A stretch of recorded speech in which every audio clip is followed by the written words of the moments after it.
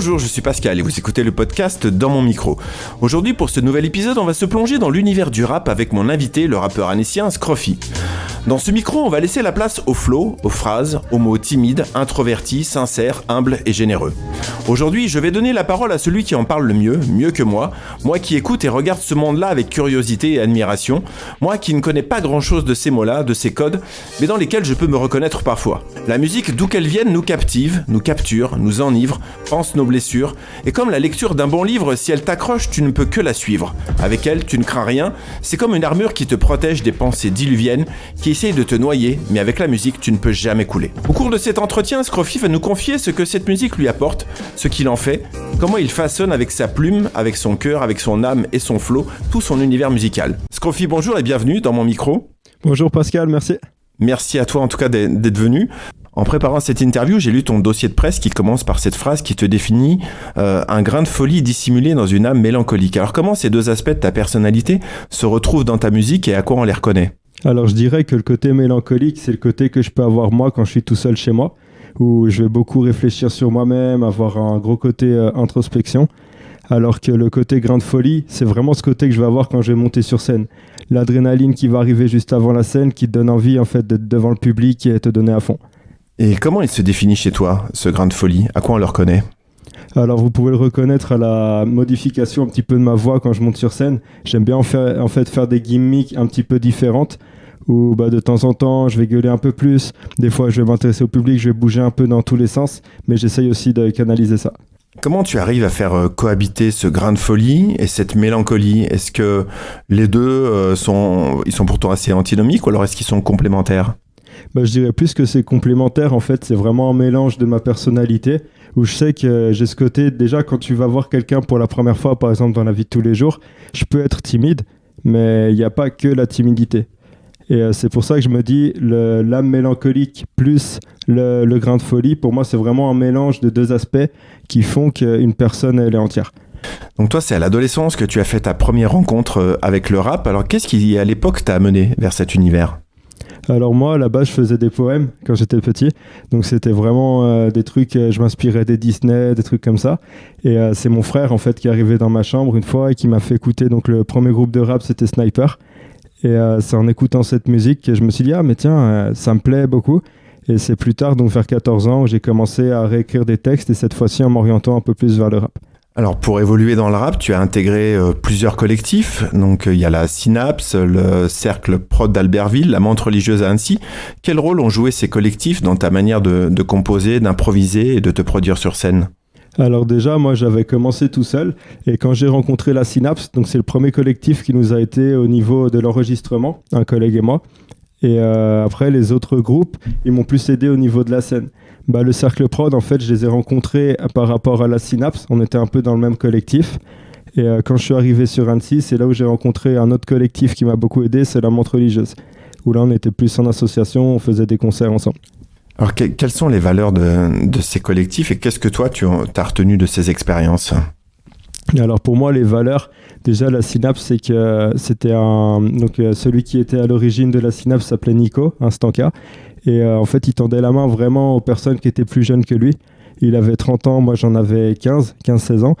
Et son but, c'était vraiment de proposer aux jeunes de pouvoir enregistrer sans dépenser de l'argent. Donc il a vraiment aidé de ce côté-là à pouvoir partager cette passion. Après, les autres collectifs, le Cercle Prod, ils m'ont aidé sur la confiance en moi parce que du coup, je les ai vus à l'œuvre. C'est plus un collectif qui se montait en parallèle. Et par rapport à la Menthe Religieuse, c'est ceux avec qui j'ai fait le plus de scènes, du coup. Alors, on va parler des émotions à présent. Alors, quelle place elles occupent, ces émotions, dans ta manière de composer ? Alors, les émotions, ça va dépendre. En fait, tout va dépendre de l'humeur quand on va écrire. Il y a aussi des moments où ça va être un peu aléatoire. Des fois, je suis sur un texte qui va avoir telle émotion, par exemple une émotion assez triste, mais j'arrive pas à l'écrire tout de suite et je suis obligé de revenir un peu plus tard dessus. Et est-ce que c'est plus simple finalement de laisser parler la tristesse, la mélancolie dans un texte que de laisser la place à des émotions un peu plus légères ? Alors laisser parler la tristesse et la mélancolie, je dirais que c'est un peu plus compliqué dans la mesure où c'est des textes où ça va être plus profond en fait. On va plus aller chercher à l'intérieur de nous et c'est surtout l'assumer. Parce que des parties de nous, on va se dire ça c'est un peu trop triste, ça c'est un peu trop sombre, est-ce que les gens vont l'écouter ? Et donc forcément, quand tu vas dans cette optique-là, tu dis que faire des trucs plus légers, bah, ça parle plus, donc tu as moins de mal à les écrire. Est-ce que parfois tu as une forme de pudeur à livrer quelques textes? Il y a des choses que tu as écrites et que tu n'oses pas forcément montrer? Ça, oui, ça m'arrive aussi des fois, où j'ai écrit une phrase et je me dis je la mets pas. Des fois même, j'essaye de la faire soit dans un événement, sur des open mic, des scènes ouvertes, pour savoir si les gens la valident, si vraiment ils l'ont compris, ou même à un ami, pour vraiment avoir la validation. Quels moments sont pour toi les plus propices pour composer un morceau? Alors moi, le plus souvent, c'est vraiment chez moi, parce que je suis tout seul, il n'y a pas de bruit autour. Je me concentre vraiment sur ce que je fais et je peux réfléchir longtemps. En fait, des fois, je peux passer des journées à écrire un texte. Des fois, je peux aussi passer des journées où j'écris pas du tout, mais je réfléchis quand même. Et pour moi, c'est vraiment chez moi où je passe le plus de temps pour écrire. Il y a l'improvisation aussi que tu maîtrises, notamment dans les freestyles. Est-ce que ça rentre dans un processus de composition ou c'est totalement différent, le fait d'improviser? Alors pour moi, c'est totalement différent parce que, à l'inverse à ce que je te disais tout à l'heure, quand je disais on a une certaine pudeur quand on écrit, l'impro, on peut pas trop avoir cette pudeur parce que c'est vraiment du tac au tac. En fait, ce que tu vas voir, ce que tu vas analyser au moment où tu fais l'impro, en tout cas pour moi, mon cerveau, il le dit déjà. Donc même si après avoir dit la phrase, je me dis mince, fallait pas dire ça, c'est déjà dit. Après, j'aime beaucoup cet exercice parce que justement, ça t'entraîne à être réactif. Est-ce que parfois tu utilises l'impro pour composer aussi? Ou est-ce que si tu réécoutes une impro que tu as faite, est-ce que tu vas te servir de ce qui est sorti ou pas? Ou ça reste juste comme ça, juste pour une fois? Alors, ça reste juste comme ça pour une fois, pour la simple raison qu'en fait, quand je fais de l'impro, je me trouve quand même moins technique au niveau des rimes. Et dans l'écriture, en fait, j'aime bien avoir une certaine complicité dans les rimes aussi, à faire plus des multisyllabes que j'ai pas forcément en impro parce qu'elles viennent pas forcément facilement. T'es assez exigeant dans ta manière de composer? Ça va dépendre des textes. Il y a des textes où je vais me laisser, quand ils sont plus légers, je me laisse une petite liberté parce que je me dis au moins la phrase est simple. Mais il y a d'autres textes où quand vraiment je vais appuyer sur la technique, je vais faire attention par exemple à pas répéter le même mot, la même rime. C'est vraiment d'avoir des idées différentes et exploiter le thème au maximum. Outre les émotions qui sont présentes dans tes textes, est-ce qu'il y a d'autres thèmes que tu aimes aborder en musique? Alors moi, il y a des thèmes que j'aime beaucoup aborder. Il y a déjà le voyage. Par exemple, j'avais fait un son à Singapour, c'était quand j'étais parti avec un collègue. Et il y a aussi une autre façon de travailler dans mes thèmes, c'est avec Tony Shepens Productions, donc celui qui fait mes clips. Il y a des moments où en fait, on va partir d'une idée d'un clip, où il va me dire, moi je vois telle image, telle ambiance pour ce clip-là, est-ce que tu arrives à faire un son dessus? Et c'est là où c'est à moi du coup de m'adapter à ce que lui pense dans sa tête pour pouvoir faire un son qui correspond. Justement, l'Asie, j'allais en parler. Donc, dans ton univers, il y a la folie, il y a la mélancolie, puis il y a l'Asie. Alors, parle-nous de ce lien que tu as tissé avec ce continent. Alors, en fait, moi, c'était lors d'un stage à Singapour. Donc, on est resté 3 mois là-bas. Et j'avais beaucoup aimé déjà cette mentalité. On avait un tuteur qui était japonais. Et j'aimais bien la mentalité calme que pouvaient avoir les Japonais, et même la structure, l'architecture asiatique. Alors, quelle place elle occupe l'Asie dans ta musique ? Alors je dirais que déjà, pour moi, pour les titres, je trouve que ça sonne mieux de prendre un terme français et le traduire en japonais, juste pour la sonorité en fait. Ou quand j'écoute par exemple Nekura, pour moi, ça sonne plus poétique que juste dire introverti. Donc il y a eu un premier projet aussi en 2017 lié à l'Asie, donc le projet Lian Yu, c'est ça ? Oui, c'est ça. Donc c'est né d'un voyage à Singapour. Qu'est-ce qu'il raconte ce projet musical ? Alors Lian Yu, en fait, il est tiré d'une série qui s'appelle Arrow. Et donc c'est vraiment une évolution parce qu'à un moment, j'avais fait une série de freestyle avec Tony Shepens où en fait, on l'appelait les flèches. Et en fait, pour prendre un petit peu le thème, Arrow, c'est l'archer vert. Et les séries de flèches qu'on avait fait, il y en avait 8 au total. Et le but, c'était de sortir après un projet un peu plus travaillé. Et donc, dans Lian Yu, on va trouver des morceaux qui sont toujours tirés de la série et où j'essaye d'apporter un petit peu mon côté à moi personnel aussi dessus, en tenant les titres qui ont un lien avec la série. Et puis en 2020 arrive le projet donc Nekura, donc tu l'évoquais tout à l'heure, qui signifie introverti. Est-ce que toi, finalement, tu t'es défini comme quelqu'un d'introverti ? À ce moment-là, oui. Parce que pour moi, depuis que j'écris, en fait, déjà, si j'ai commencé à écrire, c'est pour dire tout ce que je disais pas aux autres. Donc, je me suis toujours défini un peu introverti. Et c'est pour ça qu'au fil du temps, le fait de monter sur scène, ça aide à sortir de ça. Et j'ai envie d'apporter autre chose que juste dire, voilà, le personnage est introverti. En fait, par rapport au début de l'interview, on parlait du grain de folie. Je pense que le grain de folie, je l'ai développé en parallèle de tout ça, en fait. Tu définis ce projet Nekura comme étant le plus intimiste. Quelle part d'intime se cache dans cet album ? Alors je dirais il y a des choses concernant ma famille. Il y a aussi moi, du coup, mon côté personnel. Dans le titre justement phare du projet, c'est Nekura, où là j'ai beaucoup de références qui vont parler de ma famille, qui vont parler de mon entourage, que pas grand monde pourra au final interpréter parce qu'ils n'ont pas les références. Et c'est là où je considère un petit peu plus comme intimiste. Au niveau de tes prods, est-ce qu'il y a quelqu'un qui te compose ces musiques ? Comment tu les trouves, ces morceaux ? Alors Nekura, c'était les beatmakers de la Menthe Religieuse qui ont fait la plupart des instrumentales. Et là récemment, donc le prochain projet que je vais sortir courant mai 2023, c'est des beatmakers qui eux sont sur Lyon. Et j'ai travaillé avec eux en fait dans le studio où j'ai tout enregistré. On a fait les prods sur mesure. Okay. Cette fois-ci, j'étais avec eux et c'est eux justement, ils adaptaient soit l'instrumental à ma voix parce que j'avais déjà des airs, des refrains ou quoi, soit ils avaient déjà des boucles et là je leur disais si ça me convenait ou pas. Donc toi, t'es arrivé à un moment avec tes textes, eux ils s'en sont peut-être un petit peu inspirés pour créer des sons, c'est ça ? Voilà. Et inversement, toi ils t'ont filé aussi un son qui t'a permis de créer quelque chose, c'est ça ? Ça s'est fait un peu dans les deux sens ? Voilà, exactement. C'était vraiment un échange et c'est ça qui m'a plu dans cette expérience. On va parler de la scène maintenant. Moi, la scène, c'est le lieu où je t'ai découvert lors des Glaçons d'Or au Brise-Glace à Annecy en novembre 2021. Alors, si tu te définis comme étant quelqu'un d'introverti, moi, lorsque j'ai vu ta prestation ce jour-là, j'ai découvert un artiste qui a su pleinement prendre sa place sur la scène, faire corps avec le public. Et si on m'avait dit avant ce concert que tu étais quelqu'un d'introverti, j'aurais du mal à y croire. En quoi la scène a ce pouvoir de te transcender et de te faire sortir de toi ? Alors je pense que c'est un tout, c'est un peu une évolution parce que la première scène que j'avais fait, j'avais 15 ans et déjà je pense qu'on a tous connu les freestyles devant les lycées où on a quand même un peu de mal à s'imposer. En fait j'avais des textes en tête mais je me disais j'ose pas les faire et en étant justement avec le collectif qui était au lycée, donc Herbaouet Sound System, avec eux ils m'ont poussé à monter sur ma première scène. Et c'est au fur et à mesure où vraiment ça devient une force parce qu'à force d'en faire, ça t'oublie ton côté introverti quand tu montes. Et c'est vraiment pour moi un univers qui se crée quand je monte sur scène où je me dis là, tu peux être toi-même en fait. Est-ce que tu as des concerts de prévus prochainement ? Alors là, prochainement, j'ai pas de concert de prévu. C'est plus des concours auxquels je participe en ce moment.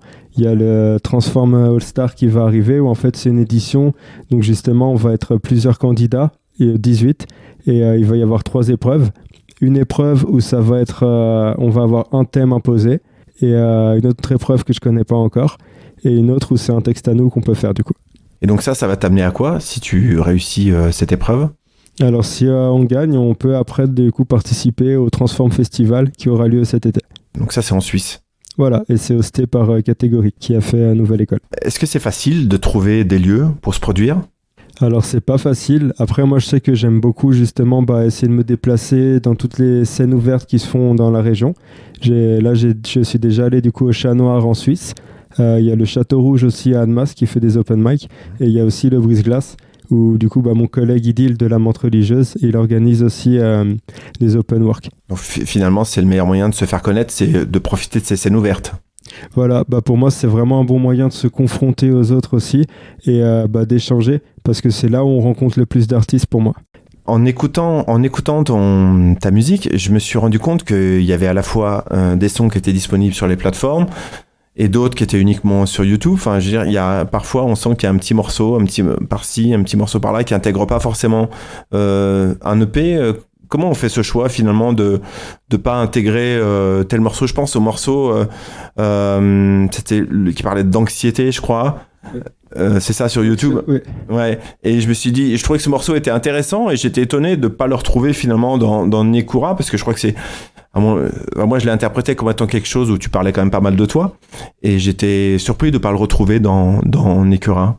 Alors c'est juste ça va être par rapport à la temporalité où en fait j'ai sorti Nekura et après Nekura j'avais plus d'inspiration, enfin je savais pas trop sur quoi repartir et j'ai fait Anxieux entre temps, donc je savais que je voulais le clipper, j'avais le morceau en tête mais je me sentais pas de repartir sur un projet à ce moment-là, donc c'est pour ça que lui il est sorti tout seul à part de Nekura. T'as aussi collaboré sur d'autres morceaux avec d'autres artistes ? Oui, c'est ça. Donc j'ai collaboré avec d'autres artistes après Nekura. En fait, mon but, c'était vraiment de pouvoir me déplacer et m'ouvrir. Ça part toujours dans l'évolution. Où en fait, j'étais centré sur mon rap à moi, mais j'avais envie de voir comment les autres faisaient aussi. Et il y avait des artistes qui m'inspiraient déjà. Donc je pense notamment à Parmil. Il y a eu Nolan aussi sur Grenoble. Et j'ai fait aussi avec Selka, du coup, sur Lyon. Donc qui est l'artiste avec qui j'ai aussi construit mon projet Ikari. Et moi, il y a une chose qui m'a marqué quand je t'ai vu sur scène aussi, c'est la rapidité avec laquelle pas tu chantes, mais la rapidité à laquelle tu rappes. Comment on fait ça? En fait, j'étais impressionné. Le débit de mots rapide comme ça, c'est une technique qu'on apprend au fur et à mesure. Comment ça se passe? Comment on apprend ça? Alors je pense qu'on peut l'expérimenter. Après, il y a plein de techniques. Il y a déjà dans l'écriture, forcément, on va pas mettre deux consonnes qui suivent. Sinon, en termes de diction, ça va être très compliqué. Et faut calculer aussi la mesure des phrases pour justement avoir le souffle pour le tenir jusqu'au bout. Après, je pense qu'il y a différents types d'accélération qu'on peut faire dans le rap. Moi, je sais que celui qui m'inspirait beaucoup là-dessus, c'est un artiste qui n'est pas encore très connu, mais qui est en train de monter et qui s'appelle Saccage. Et c'est quelqu'un que j'ai connu par rapport au réseau, du coup. Et quand je le voyais faire, j'adorais en fait comment il accélérait et ça m'inspirait aussi dans mon écriture.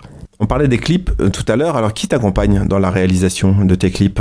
Donc on s'est rencontrés à la fac, en fait c'est un collègue qui s'appelait Tony Shepens Productions et comme on a fait pas mal de projets ensemble, on était beaucoup ensemble, on s'est dit tiens, essayons de travailler et vraiment faire associer le rap avec l'image.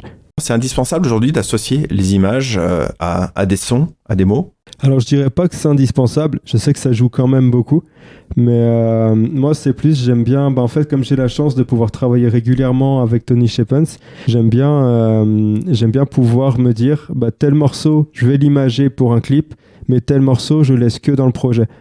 Et on sait déjà à l'avance lesquels on va clipper, lesquels on va laisser de côté et que dans le projet. Et j'ai vu aussi que vous aviez tourné des clips à l'étranger dans les pays de l'Est. Oui, c'est ça. Donc en fait, on a tourné à Belgrade. Donc le morceau s'appelait Impassible. Et c'est Tony qui est venu me voir un jour et il m'a dit, écoute, je vois des images dans ma tête. Je vois un personnage qui est froid, qui montre pas trop d'émotion, qui vraiment il parle, mais il voulait pas de la technique. Il voulait vraiment que ce soit plus du parler, plus proche du slam. Et du coup, j'ai pensé au morceau Impassible. Et c'est là où on a fait ce clip-là après. Alors, quels sont les artistes qui sont des références pour toi aujourd'hui dans le rap et finalement dans la musique en général? Alors, en ce moment, j'écoute beaucoup Ben PLG récemment. C'est vraiment un artiste tout récent, mais j'aime beaucoup l'énergie qu'il dégage sur scène et aussi les textes et la profondeur qu'il a dedans. Sinon, j'ai beaucoup écouté Nekfeu. C'est quelqu'un qui, pour moi, en fait, je l'écoutais déjà au lycée. Et j'ai eu du mal à rentrer dans son univers parce que du coup, je l'écoutais, c'était quand il y avait les Rap Contenders. Moi, j'aimais pas trop parce que c'était des musiques un petit peu plus ambiançantes. Et moi, j'étais plus dans ce délire de me dire quand on écrit, à ce moment-là, mes références étaient Silla, Youssoupha, vraiment des artistes qui écrivent pour que ça ait du sens. Et quand je l'ai vu débarquer avec son clip où il s'enjaillait un peu, je me disais, mais c'est pas, qu'est-ce qu'il y a de bien dedans? Et en fait, quand il a sorti un autre projet, quand il était tout seul, ça s'appelait Feu du coup. Et à ce moment-là, j'ai vraiment vu qu'il y avait un humain derrière. Je me suis dit, ah ouais, mais en fait, lui, il fait tout. Et c'est là où il m'a vraiment inspiré parce que je me suis dit, il est humain, il arrive à ambiancer les gens. En fait, c'est ça qui m'inspire dans le rap. Quel regard tu portes sur le rap d'aujourd'hui? Je pense que maintenant, c'est un rap qui est vraiment très varié. On peut trouver de tous les styles et je trouve ça super parce que du coup, c'est un univers qui est vraiment accessible. Et ce que j'aime bien dans le rap actuel, c'est que n'importe qui en fait peut en faire à partir du moment où tu es en accord avec toi-même et que tu trouves ton personnage et que tu apportes en même temps ta touche, tout en restant sincère. Qu'est-ce que tu penses du rap, on va dire entre guillemets peut-être un peu plus commercial, mais qui touche aussi les gens, qui touche aussi parfois les jeunes? Je pense par exemple à Big Flo et Oli, à des gens comme ça. Alors moi j'aime bien parce que déjà je trouve que comme je disais tout à l'heure, ils apportent quelque chose. J'ai entendu récemment du coup l'album qu'ils ont fait et ce qui me plaît c'est que dans le rap actuel maintenant on va apporter des nouvelles mélodies. Ils vont aussi essayer d'aller plus loin en invitant des artistes qu'on n'aurait pas pour habitude d'inviter et je pense que justement ça ouvre encore des nouvelles portes par rapport au rap. Effectivement, aujourd'hui, le rap est devenu un peu plus mélodique. Quand j'écoute certains morceaux, il y a parfois un certain phrasé habituel. Et puis, parfois, on entend certains rappeurs qui se mettent à chanter, ce qui n'est pas courant. Est-ce que toi, tu t'inspires aussi de cette méthode-là pour composer tes morceaux? Alors, ça m'arrive des fois de faire des top lines. Là, ce serait plus pour les morceaux plus légers, du coup, où je vais plus chercher la mélodie ou même la gimmick, en fait, qui va rester dans la tête plutôt que le texte. Et c'est là où tu me demandais tout à l'heure si des fois, je suis vraiment à cheval sur mes textes ou pas.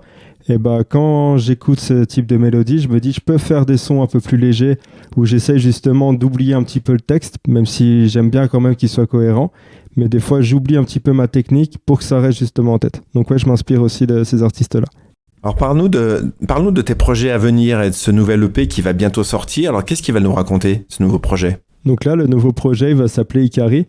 Et c'est un EP qui veut dire lumière, cette fois-ci en japonais. Donc on est toujours dans une idée d'évolution du personnage. Donc en gros, j'ai eu Introverti avec Nekura. Et là, comme je te disais tout à l'heure, c'est vraiment un passage vers des textes qui sont un peu plus légers.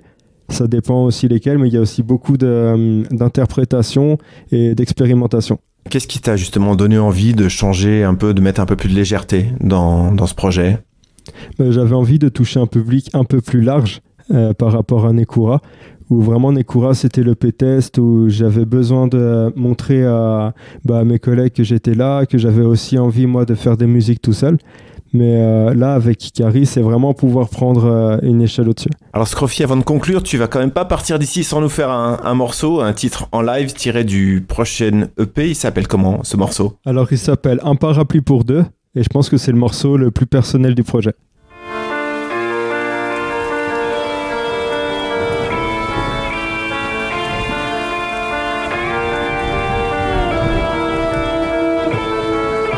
Sur ma tête, j'ai que ma capuche. Je vois l'eau couler sur la ville. Je me sens seul, je suis dans ma bulle. J'attends qu'on me tende parapluie. Je vois mes potes devenir papa, le siège auto remplace l'équipe. J'aimerais bien vivre cette vie-là, mais faudrait trouver la bonne fille. Et pour trouver la bonne fille, faut être le gendre idéal. Avant de faire le zénith, faudrait déjà remplir des salles. Dans mon bat, peur divorcer, c'est le bad. Peur d'y penser, je te parle, cœur débranché. Je voudrais me ranger, mais je peux pas. Tard le soir, personne m'attend. Et les gars, ouais, c'est comment? Moi aussi, j'aimerais me battre pour une histoire télécommande. J'ai croisé l'amour, jamais trouvé l'appel. J'ai tout perdu après, j'ai douté de moi-même. Ça peut causer ma perte et je connais la règle, mais je crois en mes rêves, donc je garde espoir. Pour avancer, j'ai mon cœur et ma tête. Tu peux poser la tienne sur l'épaule et la mettre à côté de la mienne. Pour affronter la veille, je te parler de moi. Chargé d'émotions comme un nuage de pluie. Besoin d'une femme, d'une vraie, besoin d'une dame de pique. Je veux pas seulement qu'elle tienne le manche le temps d'une nuit, non. Je veux qu'on se partage le parapluie jusqu'à la tendinite. Flèche dans le cœur, j'ai peur d'aimer. Je m'endors le soir, les yeux cernés. Ce soir, Marie me fout le feu. Tu me vois ravi pour ceux qu'on parapluie pour deux. C'est ça la vie qu'on veut. Pas de carabine sous le pieu. Mon paradis sur terre. Une oreille solidaire avec qui partager son cœur. Donc ça fait un pour mon hip-hop. Pas de copilote en jolie robe. Nitsu qui sort de Money Drop. Voilà l'école du chromidor. Ici les jolies plantes se font bouffer par Dorifort. T'as tout gagné si t'as du fond. Pas seulement des jolies formes. Demain c'est loin mais là dans ma cellule j'attends mon élu. Tu vas tomber des nues si tu vois mon vécu. J'ai pas trouvé les dennes, j'ai pas trouvé les dunes.